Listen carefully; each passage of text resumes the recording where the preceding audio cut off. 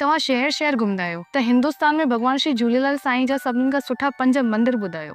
मुंहिंजे हिसाब सां चवां त भगवान श्री झूलेलाल जो भारत देश में सभिनि खां वॾो मंदिर भरूच धाम यानी गुजरात में आहे, छो कि पैमाइश तौर ते त वॾो न आहे, पर हुते हू जोत साईं विराजित आहिनि, जो कि विश्व जे सभिनि खां वॾे मंदिर उॾेरोलाल सिंध मां परम पूज्य ठाकुर साईं श्री आसनलाल साहिब पारां जॻहि खणी अची वई आहे। हाणे ॻाल्हि कयूं ॿिए नंबर जे मंदिर जी, उहो आहे गांधी जो झूलेलाल मंदिर, जिते तव्हां मांगलिक कार्यक्रम भी करे था सघो। अंदर भगवान झूलेलाल जी मूर्ति जी बनावट ही तव्हांजो मन मोहे छॾींदी। हिते हिक टाइम में हज़ारों माण्हू खड़ा थी सघनि था। एतिरो ई न, हुते प्रोग्राम करण ऐं रहण जी भी व्यवस्था हुई। हाणे ॻाल्हि कयूं 3 नंबर जे मंदिर जी, हू आहे बिलासपुर चक्रभाटा जो श्री सिंधु अमरधाम आश्रम। उते रथ ते वेठल साईं जिन जी मूर्ति मन मोहित थी करे और मथे सत्संग हॉल में देवी देवताउनि जी मूर्तियूं भी आकर्षित पियूं करनि। हुते काई दर्शनार्थी वञे तो त उते रहण कहण जी व्यवस्था भी सुठी आहे। ॻाल्हि कयूं चौथे मंदिर जी, हू आहे उल्हासनगर जे 5 नंबर में पूज्य चालीहा साहिब मंदिर, जिते जी भव्यता ऐं मेला सभिनि खे पंहिंजे पासे छिकंदा आहिनि।